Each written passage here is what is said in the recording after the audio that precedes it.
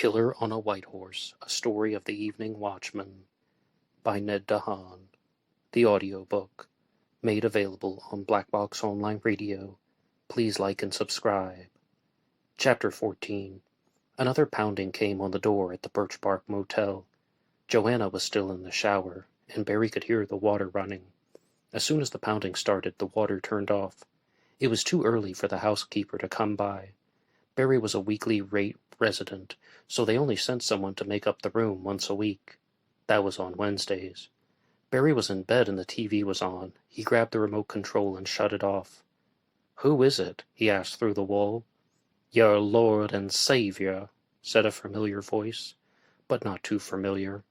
Barry opened the door, and of course there was Emmanuel Inman standing before him, wearing a blue button-up shirt made from a material that would be way too hot for August. Behind him, and just a step to the right, was Trista, still in the same clothes she always seemed to wear. Inman's eyes looked dark and wide as his gaze fixated on Barry. "Where's Joe?" Inman asked Barry. "What do you need?" Barry retorted. "I need to know where Joe is," Inman spoke in an almost euphoric way. The door to the bathroom opened, and Joanna emerged wearing only a white towel wrapped around her body. "I don't want people to see you waiting outside, so you can just come on in, but only for a second," Barry instructed Inman and Trista. "Oh, so kind. Why, thank you, Gary," said Inman. "It's Barry," he corrected him. "I know your name, Barry Albert," Inman explained as he entered. Trista closed the door behind them, not saying a word. "How did you know my last name?" Barry asked. For the first time, Barry felt fear pulse through his veins. Barry had never told Joanna his last name. She had also accidentally called him Gary before, but he was sure that he had never given the surname. "I told you, Barry," Inman kept going. "I'm the Lord and Savior. One such as that can work in a mysterious way." "Is that what you said to Golly Gallus?" Barry needed to say something, as Inman was making him feel uneasy. Inman smiled, wider than one would expect. "I'm here for Joanna," Inman persisted. "Manny, what's going on?" Joanna asked desperately. "You should wear white more often, Joe," Inman replied. "Trista and I were waiting for you, but you never returned. You had a job to do, and we never heard back from you." Trista smirked as Inman talked. "But what about Golly?" Joanna demanded. "But golly, what about?" Inman spewed out. "Manny, please just tell me what's going on," Joanna insisted. "I did everything you asked." "No, you didn't," Inman huffed. "You didn't report back. I sent you to do a job, and here you are without any clothes on." "But you lied," Joanna pointed out. Manny Inman didn't seem threatening in any way. He was calm, and his words were light. "I've never lied to you, or Trista, or Golly," Inman proclaimed. Barry's lips formed into a flat smile. He was getting tired of the charade. "But you told me to make up the story," Joanna insisted. "No lying that," Manny challenged her. "You said that Golly committed the murders, the White Horse murders," she kept going. "That's why you sent me here." "I said we needed a story to protect Golly," Inman kept trying to manipulate. "No lying that." "But Golly didn't do any of that." Joanna kept trying to get the truth. "Manny, what's this all about? Why are we making all of this up? Golly didn't kill those people." "Joanna, can't you see he's crazy?" Barry interjected. "Sure, but so are you, Barry Albert," Inman teased. Inman's eyes were harder than steel. "Joanna, he's just talking in circles," Barry tried to persuade her on his own. "He is saying nonsense. Some of the time it will make sense, other times it's just meaningless." "Joe," Manny ignored Barry. "I've never lied to you." "Manny, Golly didn't kill those people," Joanna went back. "It's impossible. The crime scene was signed 5:15. We were together at 5:10. I don't think he did it." "And?" Manny Inman was not bothered. "That's enough time," Barry cut in. "There's no way you got to Williams Pike, or Golly Gallus got to Williams Pike in 5 minutes. The shopping center's on the other side of town." Manny Inman felt nothing. Trista seemed to sparkle. "Were you two there?" Inman inquired. "No, but neither were you," Barry defended Joanna's claim. "Joe, are you coming with us or not?" Manny Inman asked her. "Back to the barn?" Barry taunted Inman. "The barn door is open," Manny grinned. "Joe," said Trista, the first word she had shared upon arrival, "you been like a sister to me. I don't want to lose you, Joe." "Tris," Joanna began, as she clutched her towel with one hand, "I don't know what to think anymore. I've always trusted you. I've always believed you. But I know now that you are hiding things from me. You didn't tell me the truth about Golly. I mean, the police arrested him. They've arrested him for a crime that he didn't commit. We have to do something. We have to tell them the truth." "We will tell them nothing." Manly finally took a sharper tone. "What's done is done." "Manny," Joanna pleaded, "you always said Golly was like your brother. He has been arrested for something he didn't do." "How do you know, Joe?" Manny's sharpness had faded. "Were you there?" "That's enough," Barry jolted in. "Chill out, Barry Albert," Inman retorted. "No thanks, Emmanuel Inman," Barry answered back. "That's enough. You two need to get out. This is going nowhere. You've been talking in circles the whole time. Just get out." "It wouldn't kill you to say please," Inman almost laughed. "Please get out," Barry barked. "Joe, are you coming or not?" Inman asked her. "We will let you get ready, change your clothes, get out of that towel. Then we can hit the road." "Manny," she roared, "I'm not going anywhere until you tell me why you sent me here." "I told you," Inman repeated, "to make a story to save Golly." "Joanna, he's just babbling," Barry told her. "She can make her own decisions, Barry Albert," Inman replied in a calm way. "You wouldn't want someone making decisions for you." "I can't go," Joanna spoke in a firm tone. "Freedom," puffed Inman. Then, like the flick of a switch, Inman and Trista turned, opened the door, and walked out. They closed the door gently behind them. Joanna edged closer to Barry. He wanted to put his arm around her, but he could see that she was starting to shake. "Joanna," said Barry. "Please," she sounded instantly. "Call me Joe. Call me Joe." She buried her face into Barry's shoulder as they were standing. Barry wrapped his arms around Joe. They sat down on the bed. Then they collapsed into the pillows. Barry and Joe did not make love. They only held each other until they had fallen asleep. The next chapter will be chapter 15, but I wanted to remind you guys that you can support this show by going to BuyMeACoffee.com. BuyMeACoffee.com/BlackBoxNerd88 allows you to make a donation or contribution to help the program, and anybody who makes a donation will get a shout-out on Zodiac Monday. Chapter 15. After Barry and Joanna had awakened, they dressed and exited the door. Barry noticed that Joanna had been wearing a different color of underwear since the day when they had made love. Her bikini top was the same. He knew she had other clothes, but she never carried anything with her. He could only guess that she had a backpack, the one that she had mentioned before, and it was still at the barn where they had been staying. It was just before 1 p.m. on a Monday. Normally Barry would have been sitting in the room with the air conditioning on and watching TV and perusing the current events of America on his Kyocera smartphone. He had become accustomed to his normal life and the daily routine. Having Joanna around was no burden, even though she did complain about the lack of AC in the Mazda and that the seats were too hot. Barry drove to the gas station where he bought most of his food. Joanna had bought a single honey bun for 50 cents, and Barry had ordered a bacon and egg sandwich.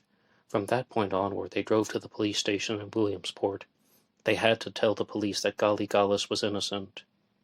"Hey, Barry," said Joanna. "Thanks for giving me a ride and all, and for breakfast, but I'd like to go into the station alone. I hope you don't mind. It's easier if I talk to them alone." "Of course," Barry replied begrudgingly.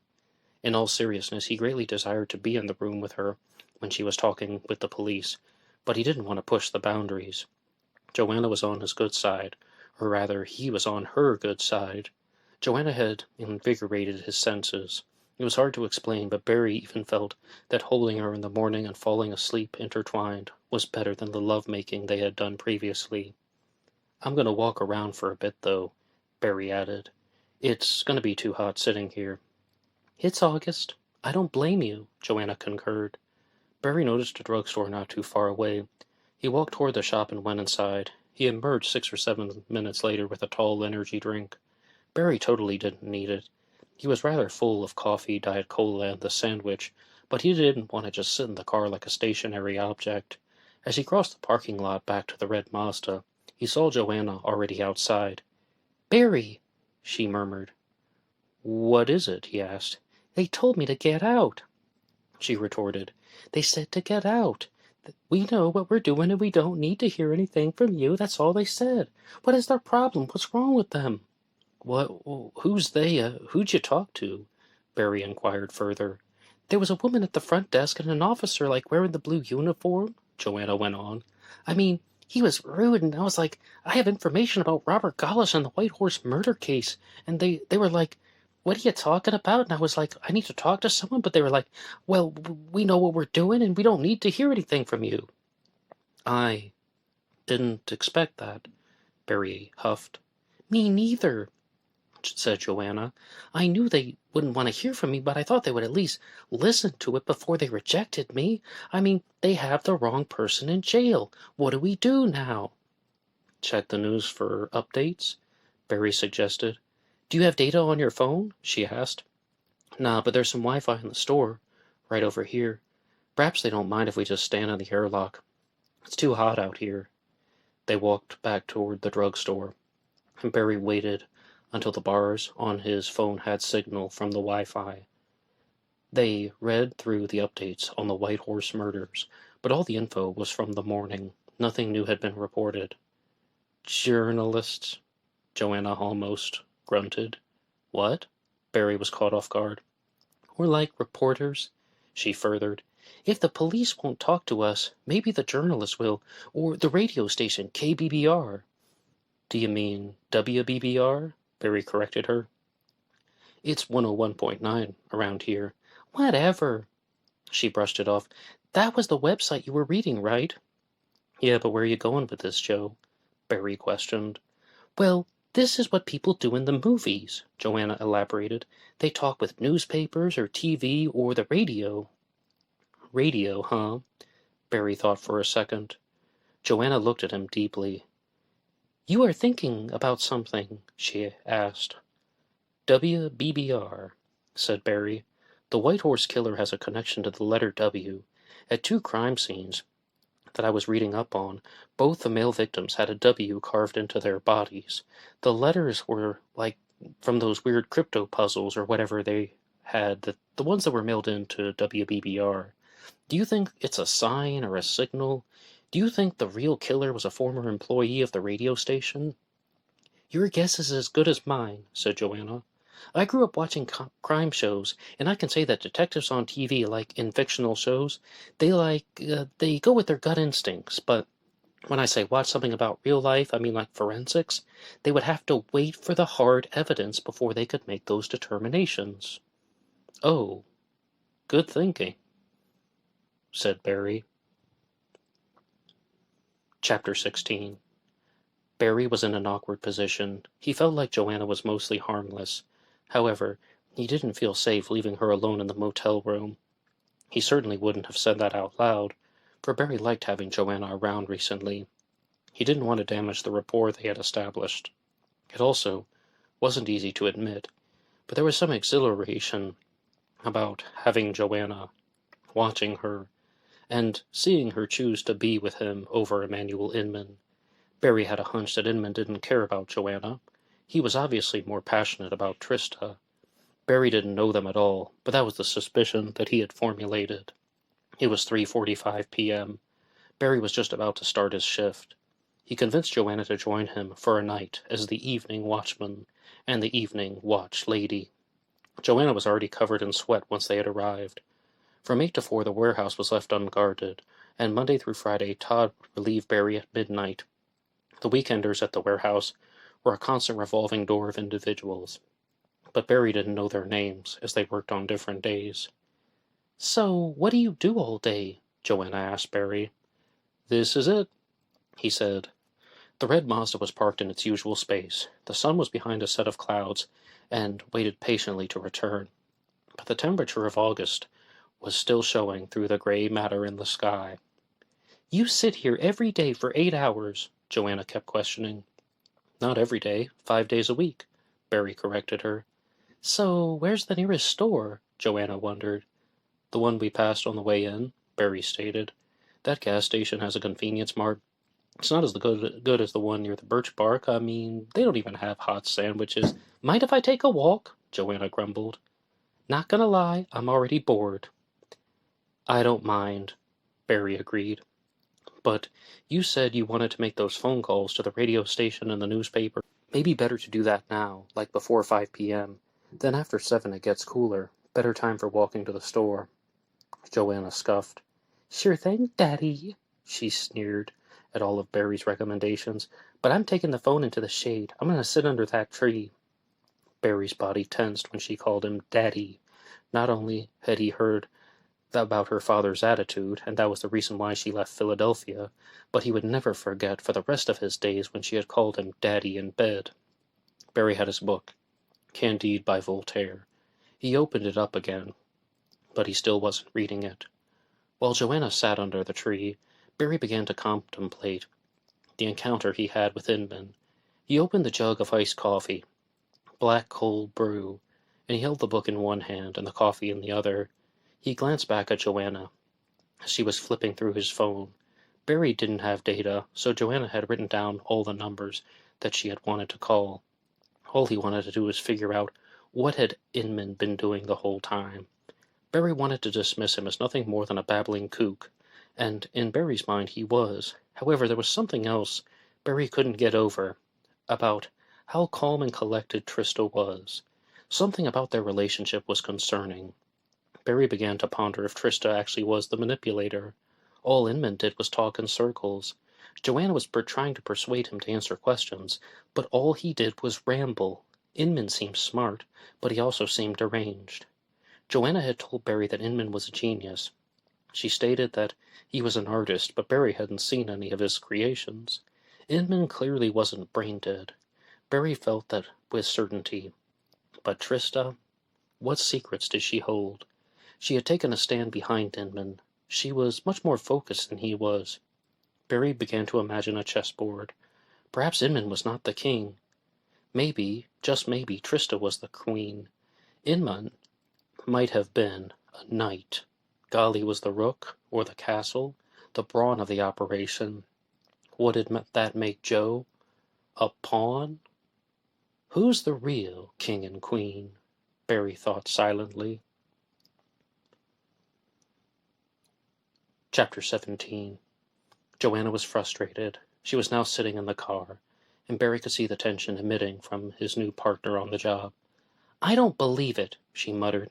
"What is wrong with people? I mean, like, when I call them and I say that I know something about a murder case of all things, they seem to think that I am joking around. Every single one of them just had this utterance of laughter under their breath. Like they're all human trash bags, and it is way too hot out. How do you do this every day?"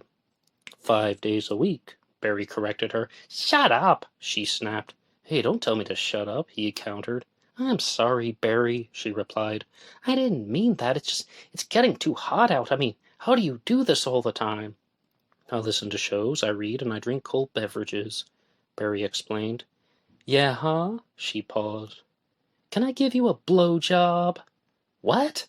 Barry shrieked a little. "I mean," Joanna continued, "I'm not even in the mood myself, but I'm just bored."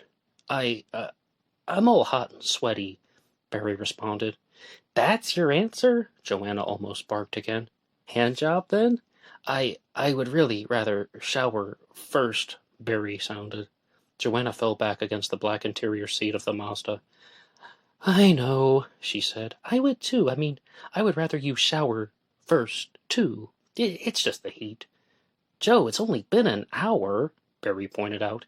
"You do this for 40 hours a week?" she asked. "You just sit here and watch?" "I'm a watchman," Barry defended himself. "Does that make me a watch girl?" Joanna asked him. "Watchwoman, maybe," said Barry. "Nah, I like watch girl more," Joanna moaned onward. "I have something to ask you," Barry started. "About what?" Joanna inquired. "What do you think," he continued, "about Manny and Trista?" "What about them?" Joanna tensed a little more. "Is Manny Inman really a genius?" he asked. "I think I've heard you ask me this before, but in a different way," Joanna stammered. "Manny is an artist. He is super creative. I bet you think he's just a babbling fool." "Yes, I do think that," Barry confirmed. "Well, don't let that flowery talk fool you," she sparked. "Manny knows a lot about things. He knows a lot more than he leads on. He talks in a confusing way sometimes, but he understands it. It's almost like his ideas are above us all. It's like he's a more advanced human. I know that it's hard to explain. It's even hard for me to try and put it all together. But I spent almost a year with Manny and Trista and Golly, too. In a year, you learn things. Or it's like you can see things that other people don't." Barry's lips formed into a very short frown. "What about Trista, then?" he asked. "What do you see in Trista? I mean, nah, I shouldn't have said it that way. What do you see in Trista that other people might miss? Is she also smart?"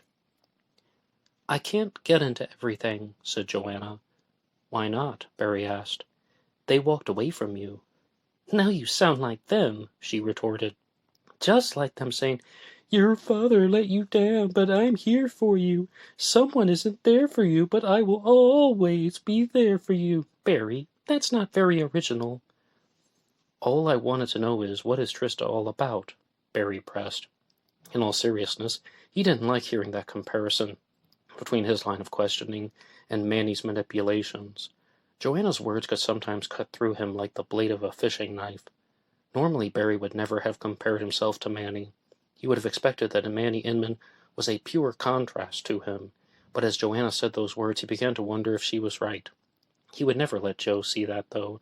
He didn't want her to know that she had that type of impact on him. "Trista," Joanna paused. She had a rough life. She had a worse father than I did. Trista is from Indianapolis. Her family was really poor. Her mother died. Her father was an alcoholic. She ran away from home at 16. She's my age, by the way, 22, but—" There was a long pause. "It's okay, Joe. You can tell me," Barry reassured her. "Her father—" Joanna kept pausing. "Barry, please don't tell this to anyone." "I won't tell a soul," Barry kept reassuring. "Trista's father used to touch her," she revealed. I don't want to say any more than that." "It's okay. You don't have to," said Barry. Barry wasn't sure what was bothering Joanna. The idea of talking about Trista being abused? Was it the idea of sharing Trista's secrets? Him and Trista had walked away from Joanna like she was a bag blowing in the wind. They didn't seem to show an ounce of human empathy for her, but Joanna still seemed to have feelings for them. "I didn't mean anything like that," Barry furthered. "Well, what did you mean, then?" "Is Trista a manipulator? Like a manipulative type?" he asked. "No, I don't think so," Joanna thought. Barry could see that she was trying to choose her words. "Hey, look," Barry explained. "It's 5:30. It's time for Warren to call." Barry seemed more excited than he should have been. "Who's Warren?" she asked. "You can meet my best friend," Barry explained. Just as the words began to fall out of his mouth, the LCD lights of the phone began to glow, and Warren's name appeared. Warren always called like clockwork. In the microsecond between saying the words and seeing the phone call, Barry tried to mull over the information that Joanna had just shared with him. He wanted to feel what she was feeling. He would feel like talking to someone like Warren about it. But Barry couldn't get there yet. He couldn't quite comprehend the nature of Joe's relationship with Manny Inman and Trista. There was more than the surface. And at this point Barry began to wonder if Joanna even had the answers. Maybe Emmanuel Inman and Trista were hiding secrets of their own from Joe.